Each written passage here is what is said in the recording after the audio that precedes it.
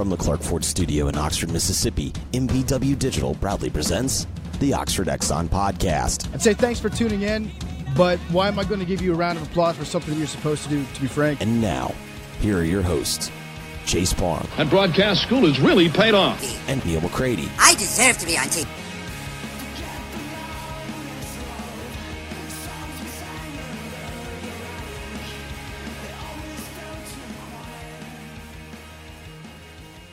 Welcome into this Tuesday morning edition of the Oxford Exxon Podcast. Chase Parham, Neal McCready, Clark Ford Studio. This morning, Ole Miss baseball on the road. The road trip continues at AutoZone Park tonight. 6 o'clock start for the Rebels and Tigers in Memphis this evening. So we'll talk about that with a couple other things, including an attendance story that I ran across yesterday. I want to kind of maybe open with that in a second, but nonetheless, podcast brought to you every single day by the Oxford Exxon. You know that you can get the Stadium Cup when Ole Miss baseball returns to Swayze. Keep it in your vehicle because you can refill that thing every time at the Oxford Exxon for 49 cents and quench your thirst there with the Oxford Exxon. You can also get daiquiris as the temperatures start to heat up pretty soon. The lunch specials that are $4.99, the mobile rewards program, the Speed Pass Plus app, and much more there with the Oxford Exxon in all Blue Sky locations in Mississippi. Again, coming to you from the Clark Ford Studio. We are. Clark Ford is in Amory, Mississippi, 662-257-1900, 662-257-1900. Call that number. Ask for my friend Corey Clark, Chase's friend Corey Clark, and get a quote. Seriously, if you're in the market for a vehicle, even if maybe you're not completely convinced that what you want is a Ford, even if you're just beginning the process of shopping around, get a quote. You might be surprised. In fact, I think you will be surprised. That quote's going to be right to the bottom line. No haggle, no hassle. You're going to get that quote, and at the very least, it's going to give you a baseline as you get started on your automotive search. It's going to give you an insurance policy against getting scammed somewhere out there in the car buying world.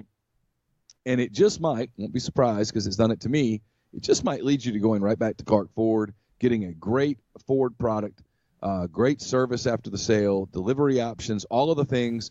Corey wants to be your truck guy. He wants to be your car guy. He'll prove it to you. 662-257-1900 at the end of your deal. Once you have consummated your deal, tell Corey that you heard about Clark Ford on this podcast, and you'll save $500 off the already great bottom line at Clark Ford. Again, the number 662-257-1900.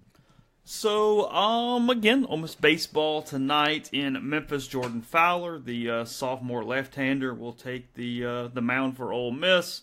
Memphis throwing a kid from South Haven that originally went to Austin Peay, transferred back to Memphis. He's had 9 appearances. He's allowed at least one run in every outing but one over the course of the season. His max length this season, 3.2 innings. Hadn't really walked anybody. He's only walked 4 in 20 innings. He struck out 22, so Ole Miss will need to hit the baseball. And frankly, it's a midweek game where I wrote this morning that you can't cure all your ills in a midweek game. I mean, you just can't. It is what it is. You can't trick into thinking it's Arkansas or LSU or Florida. However, you can compound the negative. So in my opinion, Neal, Ole Miss really needs a crisp game tonight. Get toward Fayetteville in a good mindset. Just kind of put a good evening together because they've been inconsistent in finding a way to put all 3 phases together for one particular game. They've only done that a couple times here in the last few weeks. So I do think tonight's critical for a couple different reasons. You know, we already talked about they've already lost 5 non-conference games. 6 is kind of where you want to stop it for the entire season. They've got several tough games left, including 2 with Southern Miss and 1 with Mississippi State. So from a pragmatic standpoint, I think it makes sense that you really put a lot of importance on tonight. But then also just from a mindset standpoint, some of the intangibles. I do think that you're playing in this AAA stadium, somewhere you're familiar with. You're playing a opponent you know a lot about, opponent that has bit you a couple times. I mean, 2 years ago they swept the Rebels in 2017. I think a crisp night would do a lot for them as they kind of move toward the mountains this weekend. Yeah, I don't think there's any question that they need something positive to happen just to kind of alleviate some of the pressure that may or may not be building between the ears. I think something that just makes you feel good, something that gives you a little confidence, something that might help you exhale a little bit.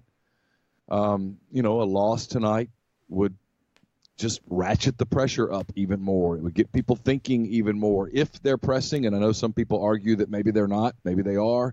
I don't know. I'm not inside their heads. But if they are, a loss tonight might make them press even more. And you get up against a team that was, a pop foul away from winning the national championship a year ago, against the team that you shared the division title with a year ago, against a program that is a perennial contender. They're very good at home. They're 5-1 in the league. They're good. Arkansas is good. At a minimum, Arkansas is good. They have good players, and they're well coached, and they're going to play in a friendly environment that they play well in, and they're good. And you'll have to play well up there to beat them. Being super, super tight probably is not the best recipe for that. And so, yeah, something that gives them a little feel-good moment would be strong. So normally I would probably, and like you just said, normally if you sat here and told me on a Tuesday that a midweek game in March was, quote, critical, end quote, I would say that you're being somewhat hyperbolic. Today I probably would agree. I think it's big. And look, you just said it.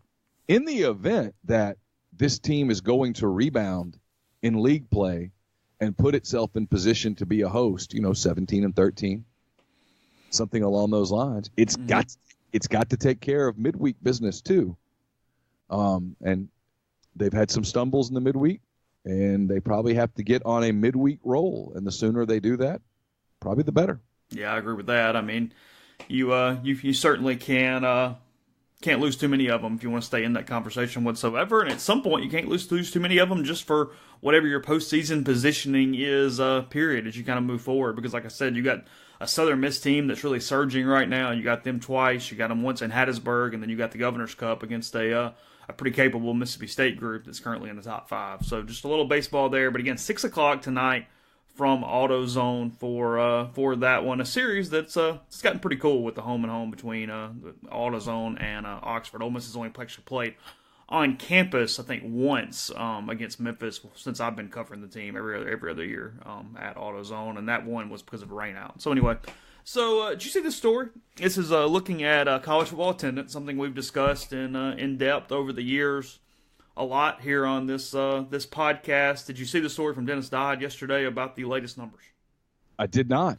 Okay. Looking through it, and I got a couple different elements here. We're going to tie it back to Ole Miss in a second. But I found it interesting, and it's the trend that, we're wrong about some stuff, but we've been right about some stuff early too. Podcast and, frankly, stadium attendance as it pertains to the expense, the need for winning, and the need for an environment because of the kids that maybe don't want to go on a Saturday, the wife wanting to stay home, the husband deciding the TV and the honey-do list makes for a little better day over the course of the season.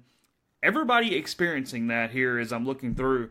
The ACC was the only major conference that did not have a minus change year over year, even just from last year to this year. Not talking about over a 10-year period or a 15-year period.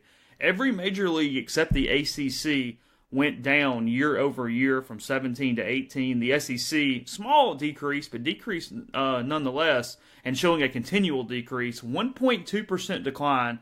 Average attendance at SEC games this year, 74,185. That still was the most nationally, of course. But here's the big one. Lowest since 2003 for the SEC, the average attendance. And we're talking about, 15 years later is where we have bigger stadiums. Everybody's expanded multiple times since that point. In 2003, the Big Ten down 1.3%. That's their lowest since 1993. The Big 12 down about 0.5%. That's their lowest since 2003. The Pac-12, here's one for you, lowest since 1982, down 6% in the Pac-12 right now.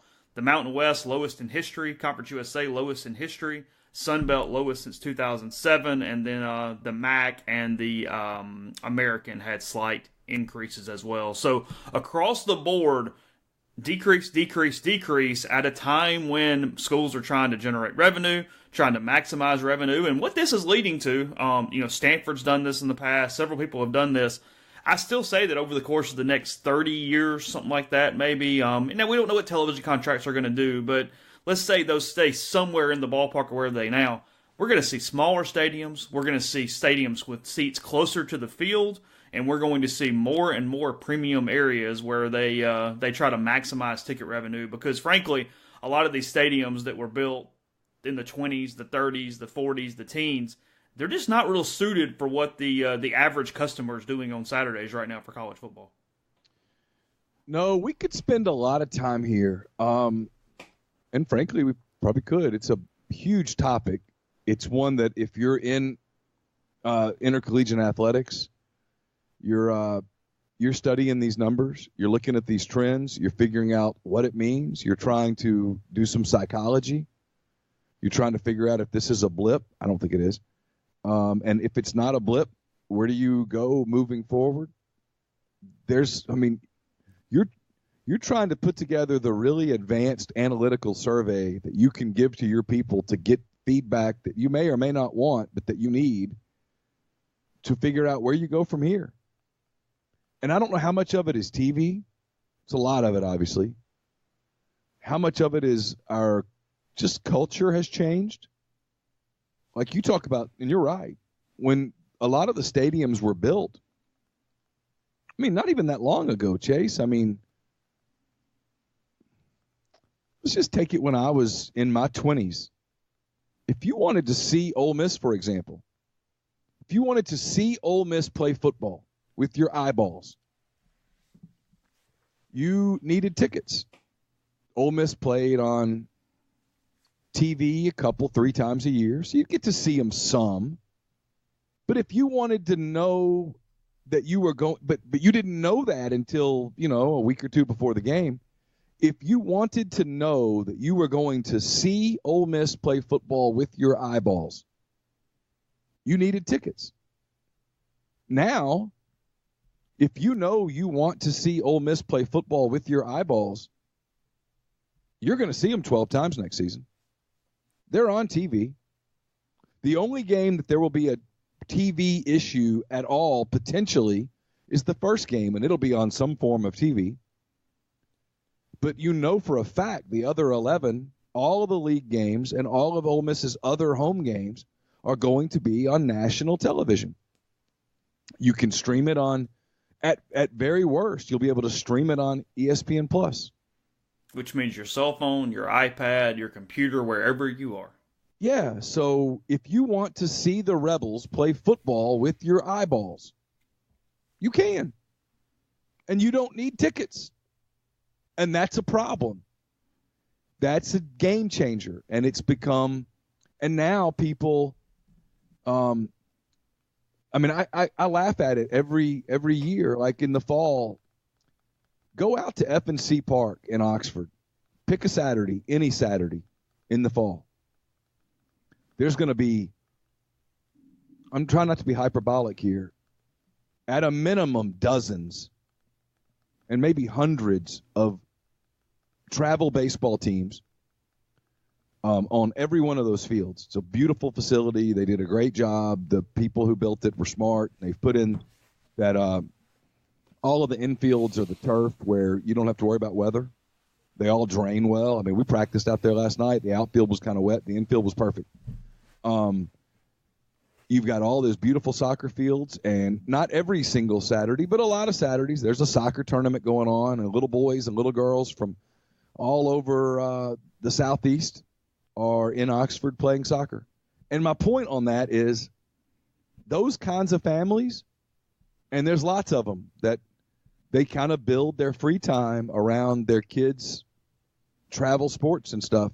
Those people don't have the time to go to football games, and the money that they used to spend to go to football games is now spent on little Johnny or little Jenny and his or her sporting contest. I just think the world's changed a lot, and I don't think it's turning back. And people go to football games and they want all of the amenities of home at those games, and if they don't get them, they reevaluate their decision.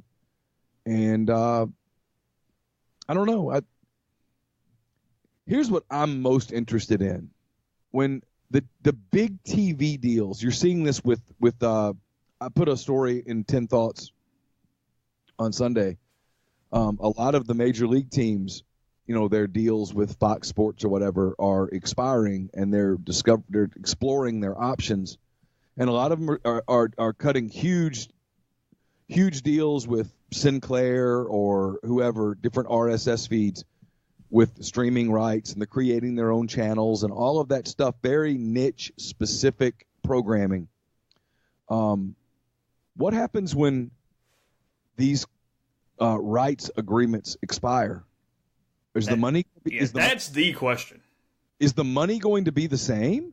Is it going to be bigger? Is it going to be much smaller? Because, when these deals first got cut back in the day, you didn't really have a la carte as a choice. You had a cable package, you had a satellite package. That package had 2 or 3 options. Like, you could decide, do I want HBO and Cinemax or not? Do I want to add Showtime?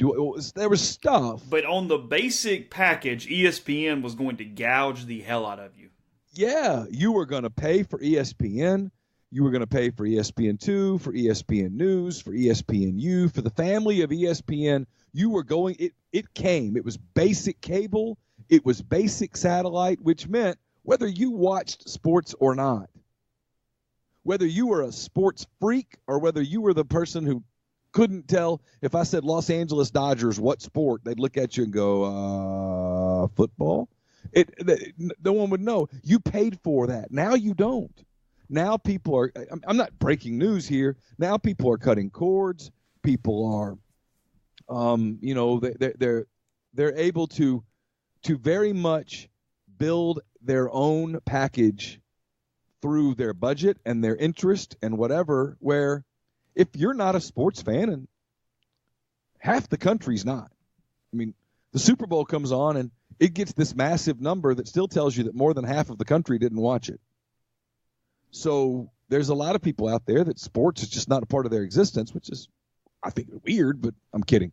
It's just not a part of their deal. So those people don't pay for ESPN. They don't pay for the SEC network. So the numbers have changed.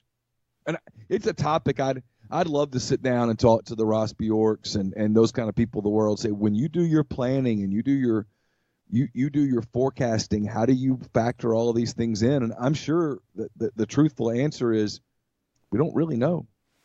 Yeah, we'll continue this conversation in 1 second. First, we'll tell you about Scripted Jewelry. You know by now, just go to the website. You just browse around, look at all the different options they have for you. Items handcrafted to order. The turnaround times are fantastic.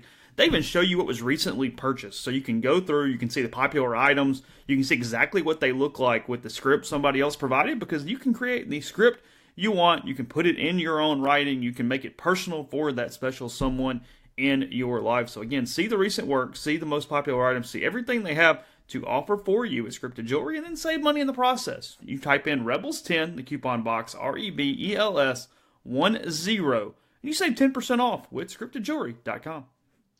Join the Ole Miss men's tennis team this Thursday as they take on Arkansas, 6 p.m. for their annual crawfish extravaganza. Fans will receive free crawfish beginning at 5:45 p.m.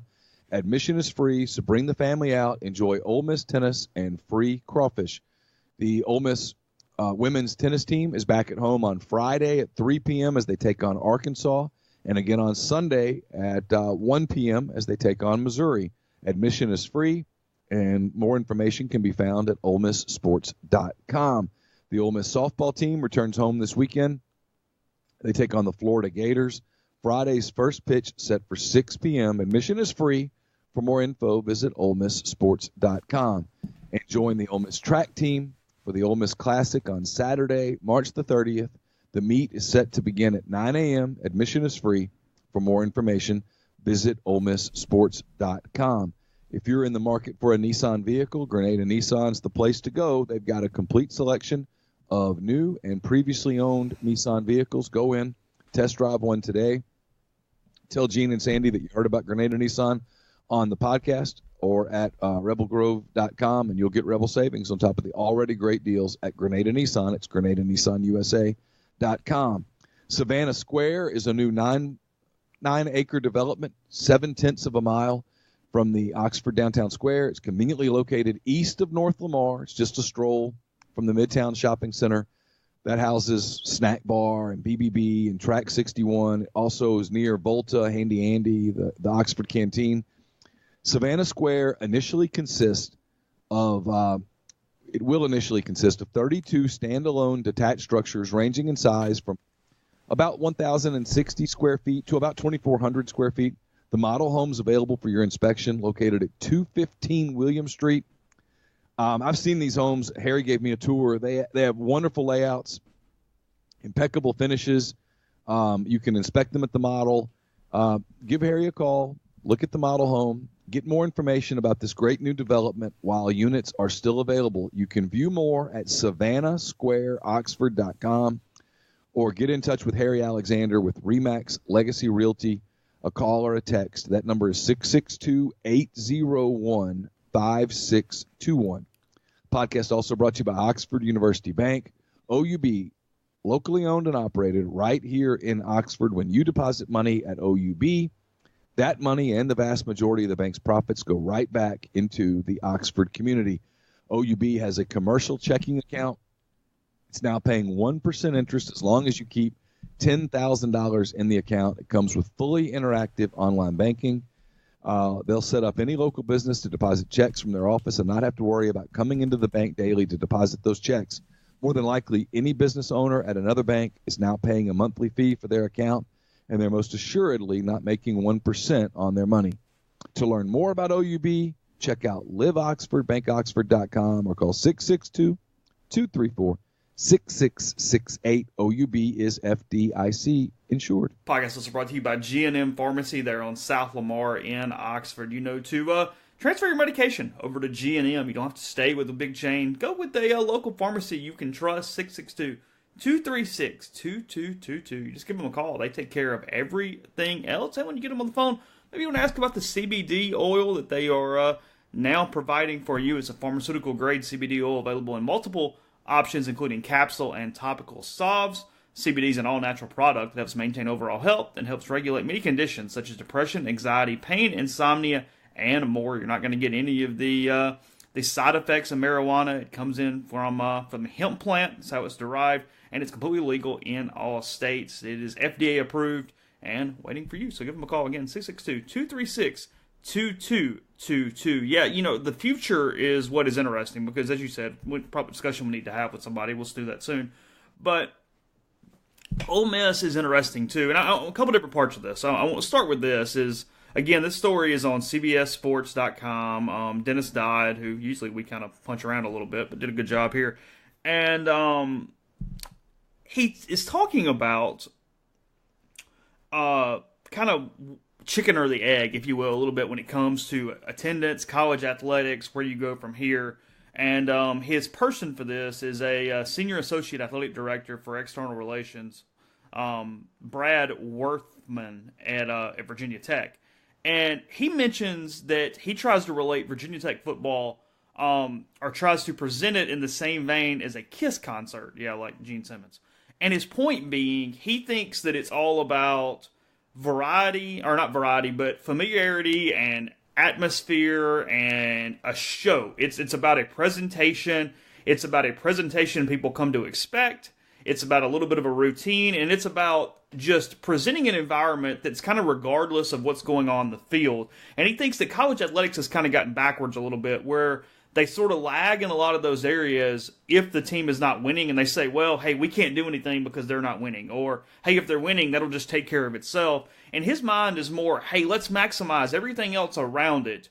And then when they do win, we're ready to take advantage of it, really take the next level. But even when they're not, it's providing the staples that people want to come back for every Saturday. And it's a little bit of a backwards thought that maybe even I give it at times, but I did read it and I was at least somewhat intrigued by it. It actually makes me feel quasi-smart, like I got one right. I normally get 1,000 wrong. I've said this for a while, not just about Ole Miss. I mean, we talk about Ole Miss because that's who we cover, but I think this applies almost everywhere. I think you're at a point now where you have to make it an event. You have to make it a day-long, a weekend-long event. You've got to have things all over your campus, all over your town that have a broad appeal. Because if you're going to pack up the family let's use Ole Miss as an example because that's who we cover. If you're going to pack up the family in Nashville and make the 4-hour drive to Oxford, you don't know until often a week and a half, sometimes 6 days before the game, what time the game is. So you probably are making some sort of an arrangement. You're staying in hotels. They're expensive.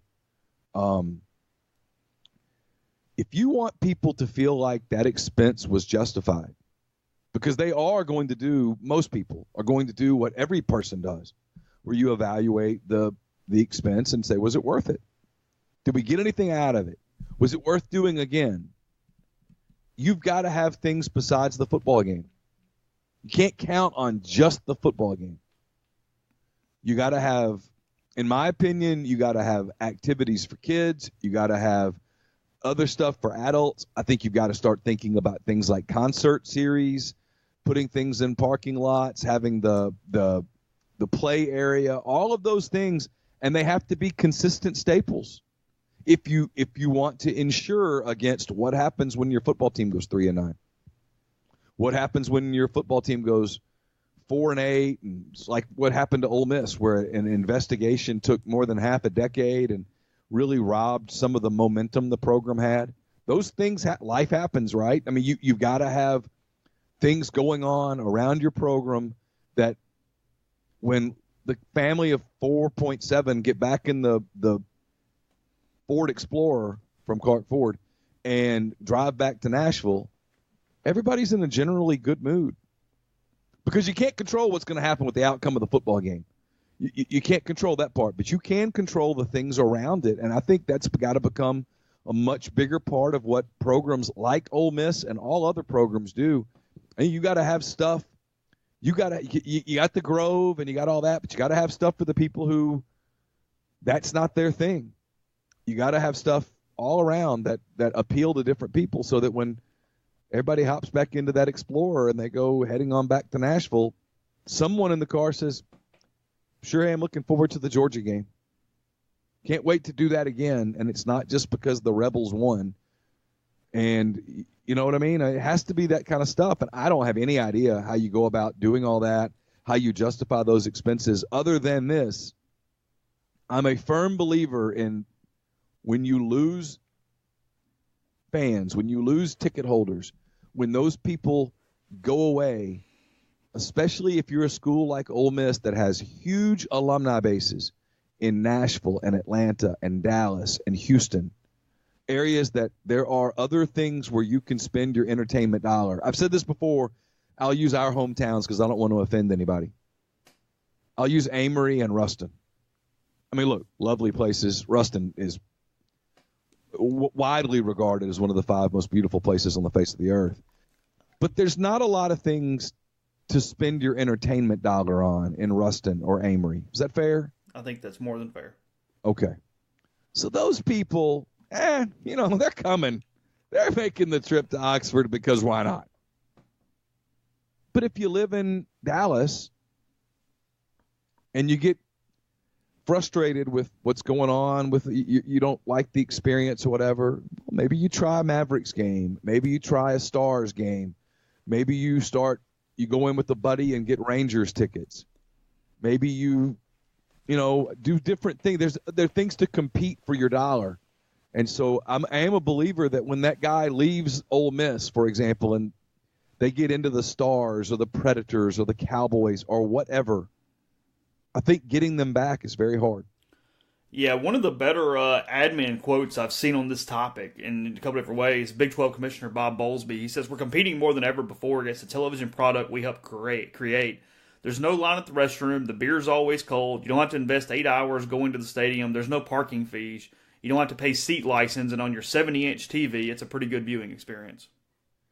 And not only that, Chase, but you've got Wi-Fi in your house. Well, that was funny. The next paragraph says the reasons for attendance drop-off are burned into the synapses of college marketers. Lack of in-stadium Wi-Fi, shifting game times, student apathy, ticket prices, and then the convenience that Bowlesby mentioned. Because, Ole Miss has had to deal with it. I was in Cleveland for the first town hall meeting with Ross and Michael and those guys, and I mean, very early on, there was a question about student involvement at football games, student seating down, student attendance down, however you want to call it. And, a lot of students have kind of said, hey, it's because you stuck us in the north end zone and it's really sunny. Frankly, I think it's because the football team's not winning and they have better things to do, which that's kind of the point. Is at one point here in the story, the AD at South Florida says the reality is that the national attendance numbers are going to continue to go down, mainly due to the comparative social and leisurely experiences that can now be had outside the football stadium, even if those experiences still center around the game itself. And there's a lot of worry that as you lose students early, you're potentially losing them even then as they become donors later in life. You can't get the freshmen and sophomores to the football game. Does that have some correlation to them giving fewer dollars as alumni? What does that kind of play out? And I mean, where Kelly's quote is so interesting is what Ole Miss has to do. We've talked to Ross and Michael about this in the past, is they have these two things that hamper them, even maybe more than the normal university that's just trying to win and go whatever. It's one's the growth. It's a fabulous thing. It's a great thing. It's also a detriment to in-stadium attendance. It just is. So you have to figure out how to incorporate it in a positive way without it being that detriment. I don't know the answer. I'm pretty glad I'm not paid to come up with that answer. But that's a detriment. And then the also thing, too, is, this on this here podcast months ago, we're talking about the new mascot. We're talking about all these things. Ole Miss has been such in a war with itself over just having its basics, over having the fundamental things that I was talking about a second ago, where, with KISS, you're going to get this and this and this, and you've gotten it for decades and years and all these things. Well, for a lot of different reasons, good, bad, otherwise, Ole Miss has had to change those. There's been no continuity on what you can just expect when you go to a Ole Miss game day, so that everything kind of looks a little contrived, everything looks a little forced, because you're trying to create a tradition, which is an oxymoron, but at the same time, you have to kind of do something. So that is what's fascinating about Ole Miss, relative and different from so many other places, is that they don't even necessarily have their staples that they've had in place for decades to bring people to. That's kind of their, icon type deal for their situation. And then they also have, what's known widely as one of the best tailgating atmospheres in the country, but you're not making money off these people in the Grove. You've got to find a way to get them to take that walk across into Vaught-Hemingway.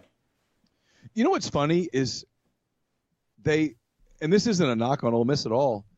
I know they struggle with that in football.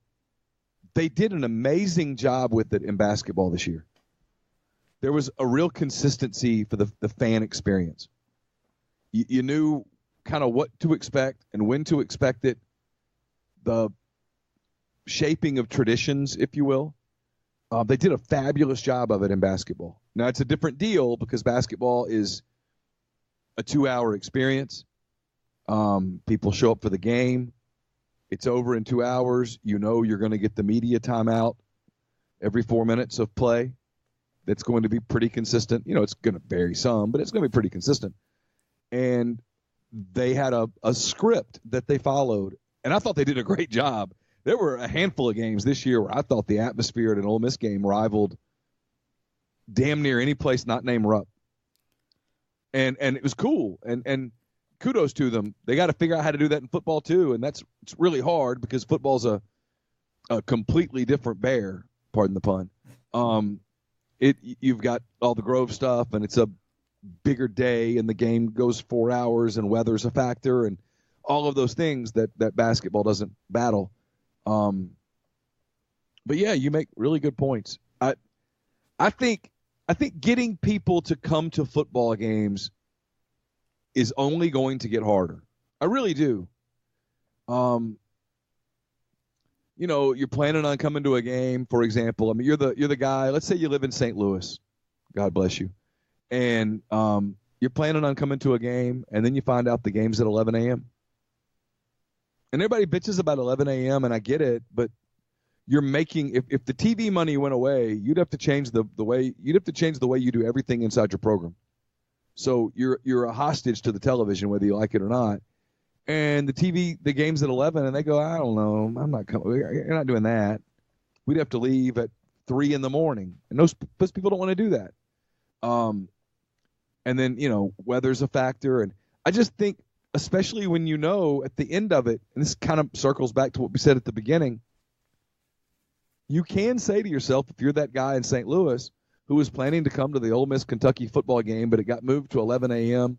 and there's an 85% chance of storms, he goes, you know what? I can put it on my TV set. I can go grab a 12-pack of my favorite beer. I can buy a bottle of my favorite whatever, and I can get the grill ready, and I'll watch the game. And if there's a weather delay, I'll light the grill. And when it's over, I'll light the grill. The game's going to be over at 2:30. I've got all day long to do all the things that I want to do, and that's the risk, because then he does that day, and he goes, man, this was easy. This was fun. And on Sunday, he doesn't have to drive back to St. Louis. He's there. And it's easier to get. I just think it's hard. I always think about it. I know you do too, because we live here and we go to the games because we have to work the games. How many of the games, if you weren't working the games, if you didn't have to go to the game to work, how many of the games would you really go to? And not because of like whether you're a fan or any of that stuff. Just you're going to watch the game, but how many of the games would you actually go to as opposed to watching at home? You might pick one a year. For me, I mean, I've been asked this question, like, what would you do? And I mean, I think it would be a lot like,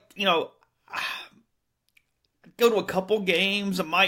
Frankly, I'd be the guy that maybe I just go hang out in the Grove for a little while and then get home in time for kickoff. I don't know. I mean, now it's different. It's so different for us because it's so hard to go, well, if it wasn't your job. Well, my mindset's been that it is my job for 13, 15 years, where it's just sort of, okay, I mean, I don't know. I don't know how to do that. But in my head, my thought process is, yeah, I'd go to a game or two. I'd probably get baseball season tickets because I like the sport, and that would be what I did.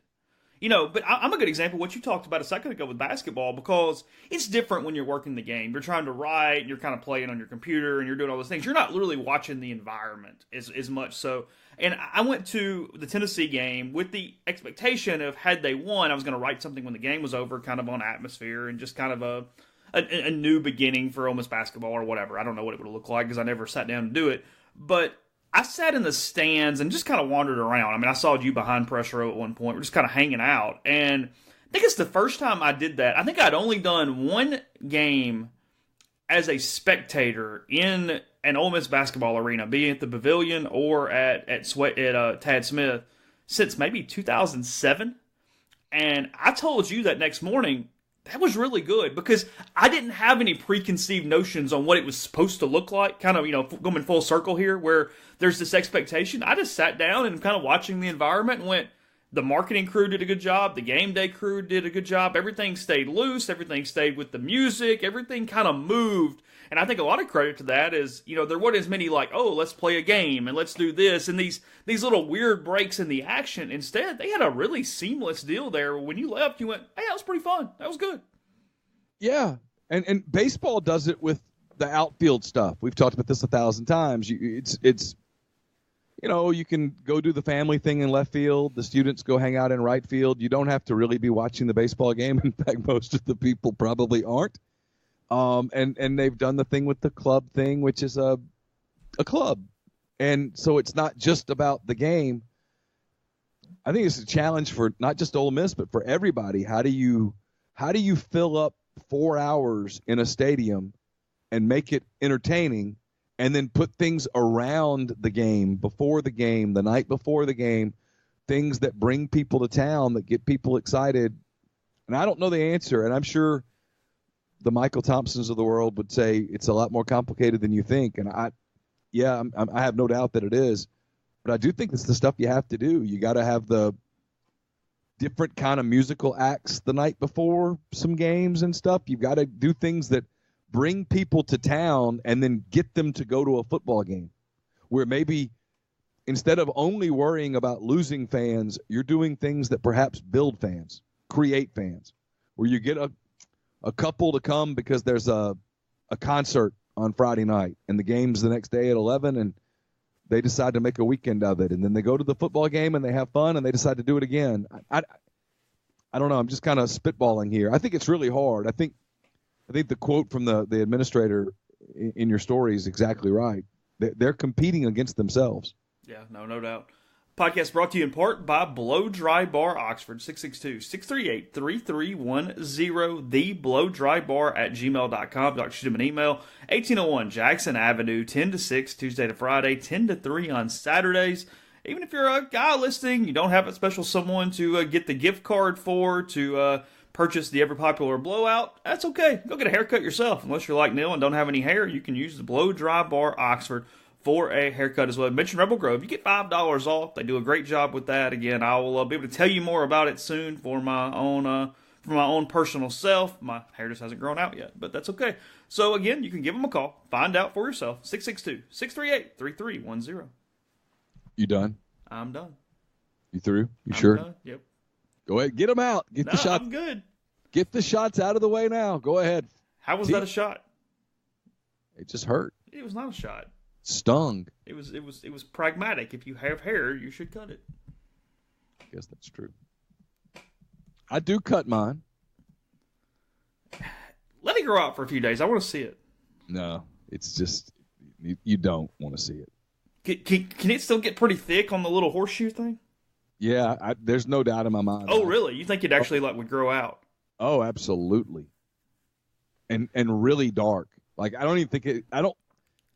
I used to think I had some gray in it, and I might have a little, but I think it actually is darker than ever before. This is reinforcing your thought. You would look like a moron, because I'm so used to seeing you like you are if you grew that out. Oh, I'd look like Bozo the Clown. Yeah. I've said this, the horseshoe guy, you look like a clown. Well, it's one thing if you never know anything but the horseshoe. It's when you remove the horseshoe and then get it back that it really would be startling. I don't know. Even when I see guys with the horseshoe now, like in my mind, I'm going, you need to shave that. You really need to cut that down. That doesn't look right. And I've seen people get defensive about this. And not only get on this topic again, but no, you either have hair or you don't have hair. There's no in between. You don't sort of have hair. You either have it, like you have it, or you don't have it.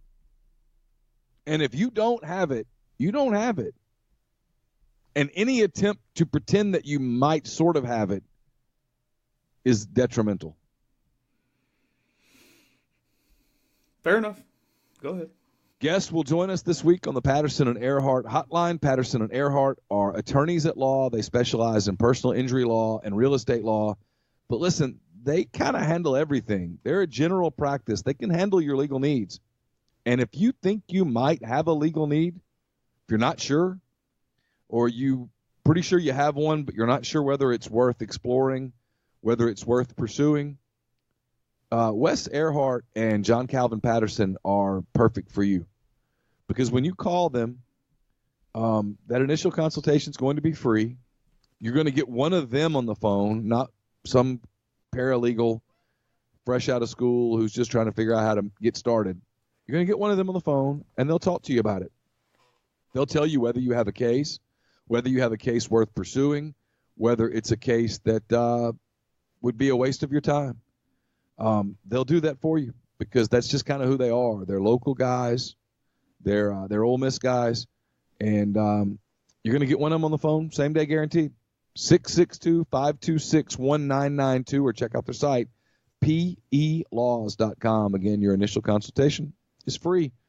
We are also sponsored by Pinnacle Trust. Pinnacle Trust, their 401k advisory services are there for you. Maintaining an appropriate retirement plan for your company often seems like a daunting task, especially when you consider everything else that goes into running a successful business.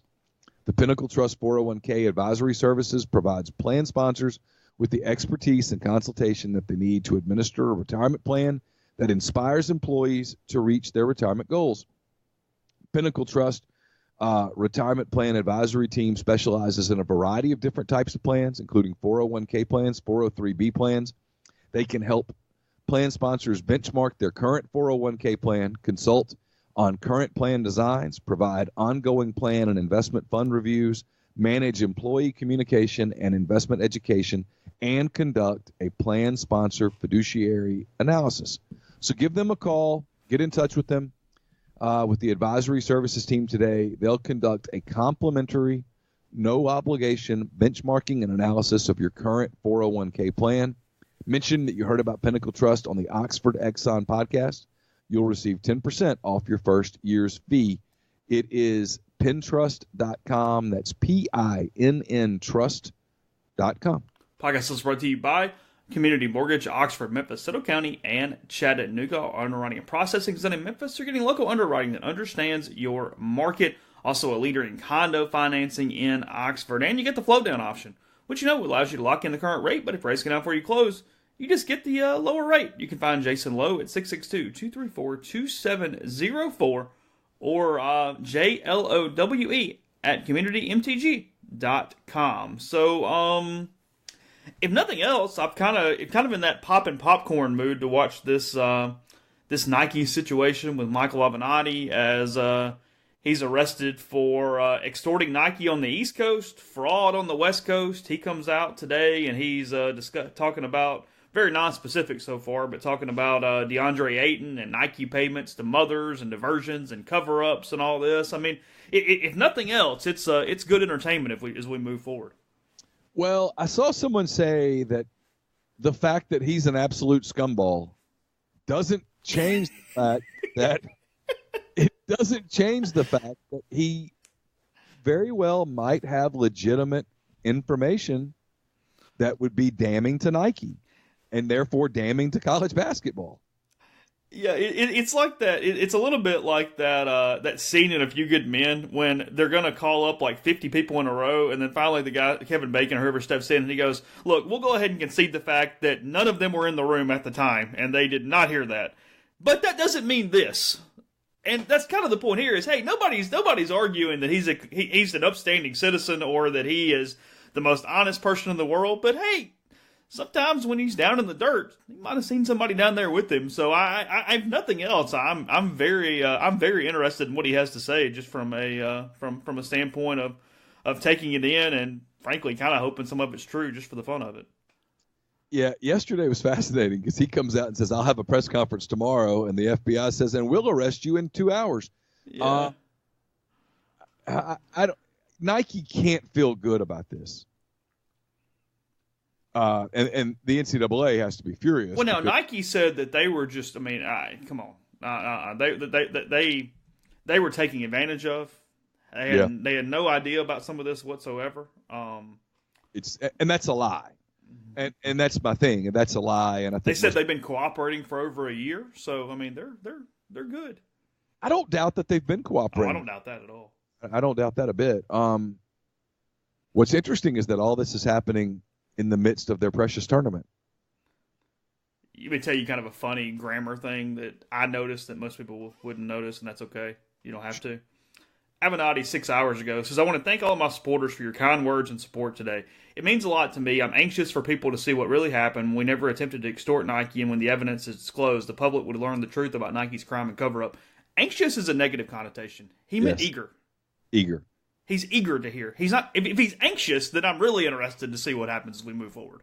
Like, you're worried that Ole Miss might be anxious at the plate, anxious playing the game tonight, as opposed to eager to play. Yeah, the game. Someone comes up in a very pressured situation. You'd like for them to be eager, not anxious. Yes, you don't want them to be battling anxiety. You want them to be trying to control their eagerness. That's my new lose-lose. Eager and anxious bother me as much as anything in this world right now. It's not as bad as lose-lose. I don't know. It's getting there. It's close. It's getting there. It's the next level. It's the rich man's lose-lose. That's what it is.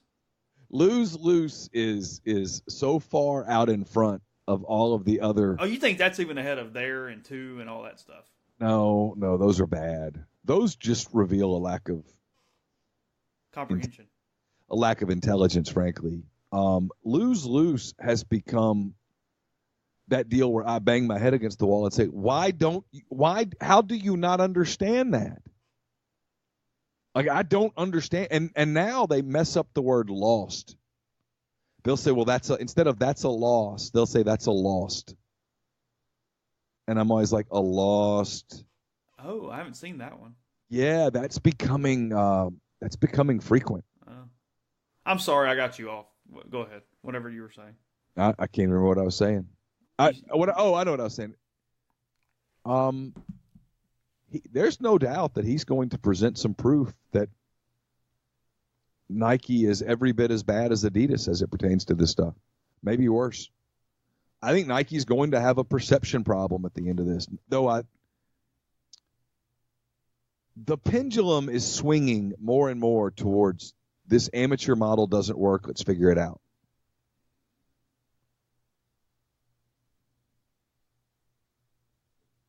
Yeah. Why shouldn't DeAndre Ayton get paid to go to Arizona? Why not? Frankly, the answer to that, and it's coming, is there's no reason for these kids to go to college for 1 year. If you're that good, go pro. The NBA needs to spend more money on the G League, build it into something that's truly a developmental league, and, don't use the college game as your minor league. If you're good enough to go pro right out of high school, and a kid like DeAndre Ayton was, go pro. If your kid was smart enough to get a job at a Fortune 500 company at the vice president level right out of high school, would you make him go get a marketing degree first? Probably not.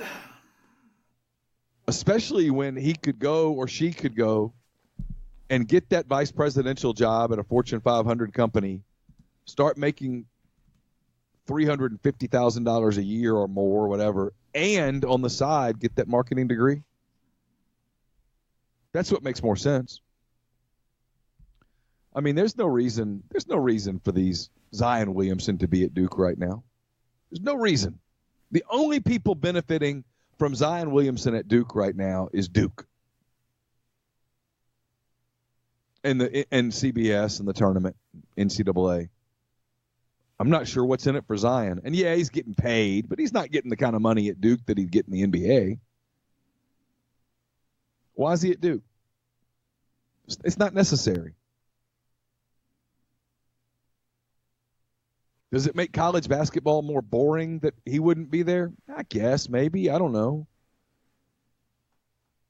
I mean, I still think, to me, what's fun about watching college basketball is watching teams like Tennessee, where you watch guys like Williams and Schofield develop over time. I think in a couple of years, watching Devontae Shuler when he's a senior and Blake Henson when he's a junior, that's going to be fun to watch. Those are watching their development.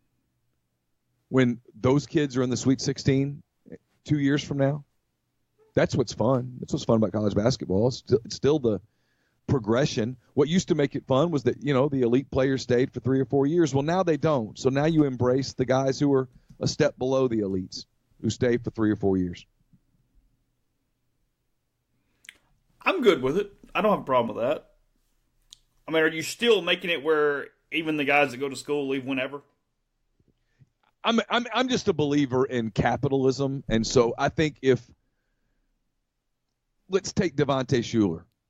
If Devontae Shuler decided today that he wanted to go pro and his family wanted him to go pro, and even if he was willing to make the risk that meant going to Greece to play, why should there be a rule to stop him?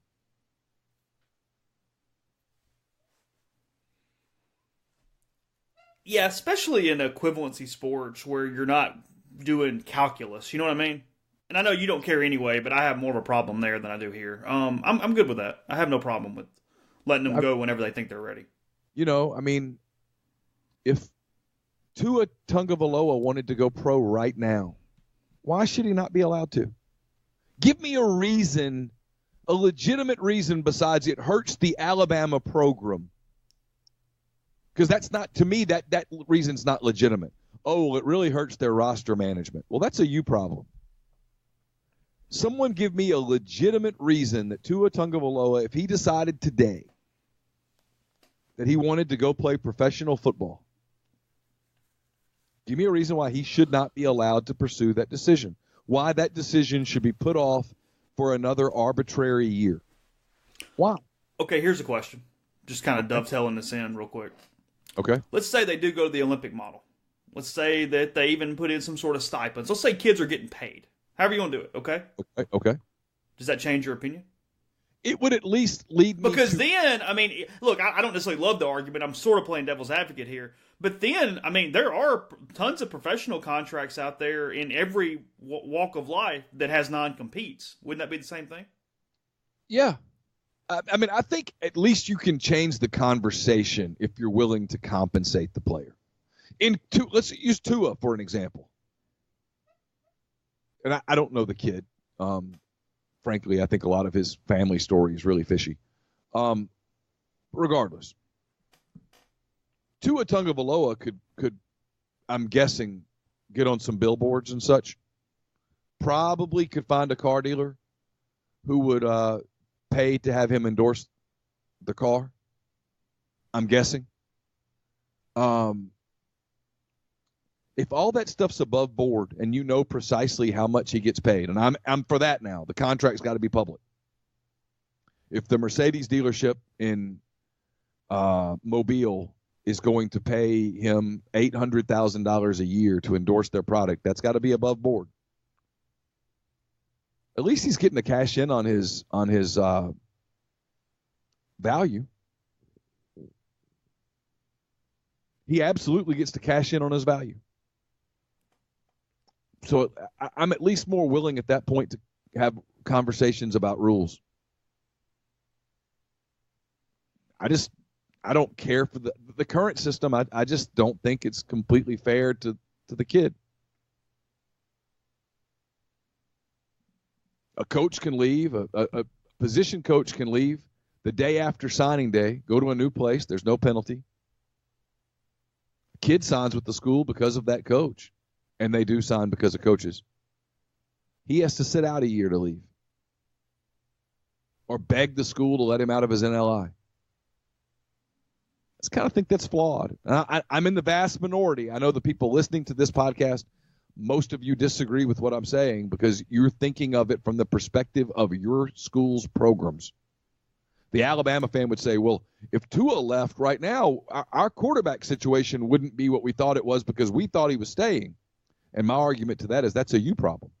No, I don't. So here's the catch. I do think there should be a much earlier timeline if you even made that decision. I do think there has to be some semblance of, hey, if you don't do it by now, then, I mean, you can't go, hey, on July 31st, hey, I'm out. Sorry. Sure, I don't have a problem with that. I don't have a problem with putting dates on things. But I do have December 15th. That's fine. Pick a number that everybody can agree on. I'm good with it. I just think there should be more freedom of movement. Unless there's going to be some sort of compensation. Yeah. Where you can start justify the rules. Yeah. Some of the rules, frankly, to me are archaic. I don't think I have absolutely what's the kid's name? Tate the quarterback who left Ohio State, went to Miami. Tate Martell, thanks. I don't have a problem with him being cleared to play at Miami right away. When the coach Patterson comes out and says we're ruining college football, that is ruining college football. How is that ruining college football? He wasn't happy at Ohio State. It's getting closer. I don't know when, but it's getting closer. It just is. It's the way everything's moving. This is probably expediting that a little bit as this thing plays out. We'll probably talk about it more as the weeks goes on. But for right now, I'm going to talk about Mastercuts Lawn and Landscape, mastercutslawn.com, 662-607-7773. You can also get a free quote by giving them an email at info@gomastercuts.com. Again, it's going to warm up. It's going to make the grass grow. You're going to need some basic maintenance done throughout 2019. Takes it off your hands, gives you more time for the other things in your life. So they'll take care of mowing, weed eating, edging, all those different things. Tell them Rebel Grove sent you and get that free quote today. They'll also build fences, patios, all sorts of stuff for you with Master Cuts. They'll help you out in your flower beds, plant trees, and everything else. So again, 662-607-7773. I am shocked that it's even possible that DeAndre Ayton's mother took cash payments from Nike before he went to Arizona. I'm blown away. Stunned. I am stunned. I'm going to have a hard time getting through the rest of the day. This podcast also brought to you in part by John Edwards, Regency Travel Incorporated in Memphis. If you've been thinking about that golf trip with the guys or an anniversary trip she'll never forget, Whether it's going to St. Andrews or sitting at a cafe in Paris, you need to talk to John before you try to do it yourself. He's part of Virtuoso. It's a worldwide network of travel partners that allows John to supply his clients with added values and unique benefits that are simply not available to other travelers. John traveled the globe for 37 years before getting into the travel business. He knows the extra attention that's needed to make a special trip one that creates a lifetime of unique memories. What you do is you give him a call, give him some parameters, give him a budget. He'll give you options that you would not find on your own, and no, you don't have to live in or near Memphis to take advantage of his services. 901-494-3387, or send him an email, jedwards@regencytravel.net. First-time clients can save $50 off their first booked trip just by telling John you heard about Regency Travel on the podcast. And it's a podcast that's brought to you by the Westin Jackson. If you are passing through Jackson on business, on pleasure, there's no better place to stay than the Westin Jackson. It's absolutely fantastic. And if you live around Jackson, you don't need a hotel. You can still enjoy all of the benefits that are offered to the guests at the Westin Jackson, such as Soul Spa. Visit Soul Spa. It's the ultimate luxury spa experience in downtown Jackson. They have personalized massages, signature facials, soothing body treatments, and so much more on their extensive spa list. And then they have Estelle Wine Bar and Bistro. Sip on a creative craft cocktail or enjoy their curated wine list. It's open for breakfast, lunch, dinner, and Sunday brunch. Chef Caden's mission is to connect guests with the community through local partnerships. So gather at Estelle tonight.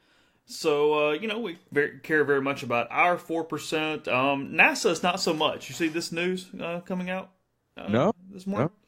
It says, all right, NASA's plans for the first all-female spacewalk has fallen through, okay? They're going to have all females going outside the space station to change some batteries or something like that.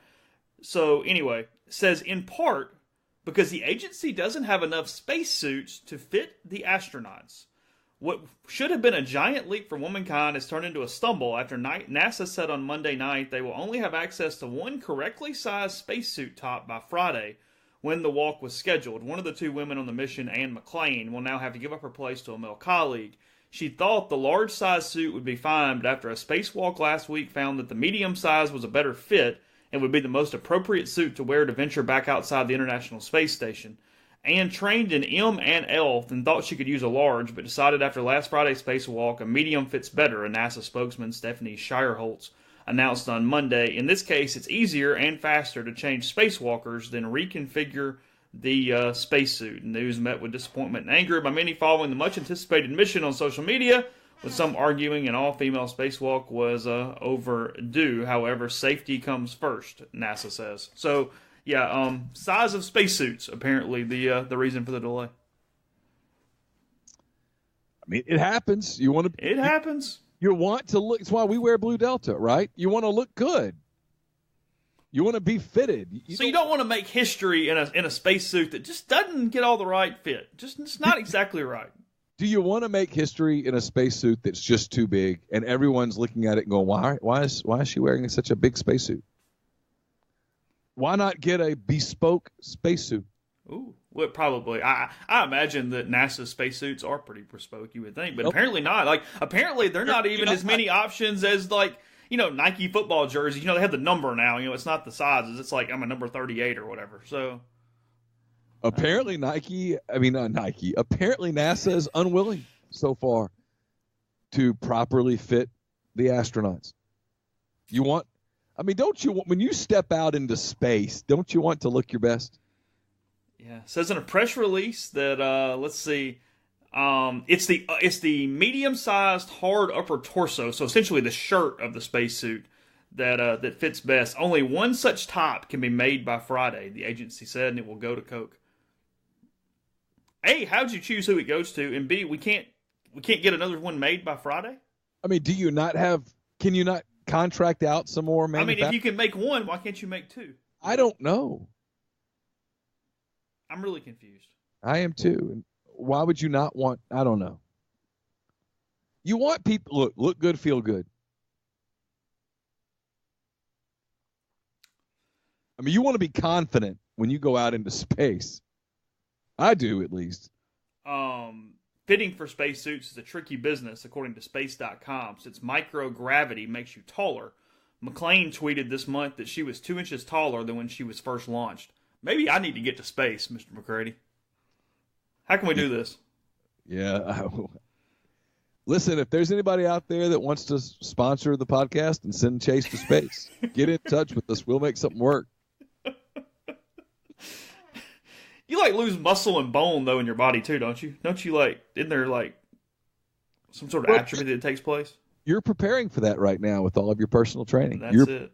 You are preparing for you're building up the muscle that I will later lose when I try to get taller. Yeah, but it'll be a net zero as opposed to if you don't build muscle and you go into space and you lose muscle, it's a negative. Here's a question for you. Okay. As we close or get close, a 4%er trivia question. That's not the correct answer, by the way. More than 500 people have been into space. What percentage have been women? 500 people. I'm going to guess it's a small number. 5%. It's higher than 5, 11%. Yeah. Yeah, 11%. How much of that is, sexism, discrimination, and how much of that is women? Because I'm convinced women are smarter than men. How much of that is women saying, "Are you insane? I'm not getting on a rocket." There's probably some of that. Both McCoke and McClain were part of NASA's 2013 class, which was 50% female. Oh. Yeah. 2013, 50%. Yeah, I'm looking at photos now from McClain's Twitter account from the International Space Station. It's pretty cool. Expeditions 58 and 59 between December 2018 and June 2019. Was there any part of you that ever thought about being a astronaut? There was never a part of me that believed I had any capability whatsoever to be an astronaut. I had some pragmatism to me as a child. I knew very early on that was not going to be in the cards for moi. I don't know that I daydreamed quite like that when I was young. Yeah, I never really thought about being an astronaut. You want to be a cowboy or something? No. And by middle school, junior high, I pretty much knew that professional athletics were not part of my future. I don't even remember what I ever dreamed of being. Not much, really. Which is how I became a sports writer. Let's give me the first line of Neal's biography one day. I don't remember what I dreamed of being. Not much, really. Yeah. Therefore, I'm in media. Not much, really. The McCready story. What did somebody say? They it was like one of those deals where what was your last text? And that's your life motto. I really at that moment looked into my phone and my last text, the answer was it doesn't matter. And I thought pretty fitting. That's good. Oh gosh. Oh. Describe yourself in three words. It doesn't matter. Yeah. All right. We will be back with another podcast tomorrow. We'll discuss whatever happens at AutoZone Park tonight, 6 o'clock, not 6:30, 6 p.m. for Ole Miss and Memphis. It is not an SEC home game, so I don't think there's any ESPN activity from a TV standpoint. I think Memphis has its own in-house thing, and I have no idea whether it is free or premium or what. So good luck with that. Best wishes for that pursuit. And again, we'll talk to you tomorrow.